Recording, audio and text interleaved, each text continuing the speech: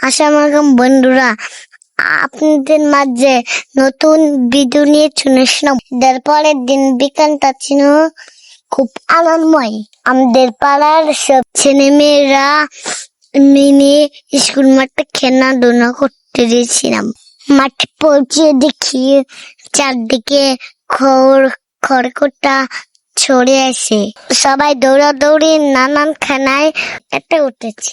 খড়কুটা শরীরে চুনকাপে বন্যে আমি মাঠে নামার সাহস পেলাম না। তাই স্কুলের বারান্দার যাইয়া বালু মাঠে দিয়ে কিনছিলাম। নিজের ভাত তরকারি রান্না করতে করতে ছুটে দিল।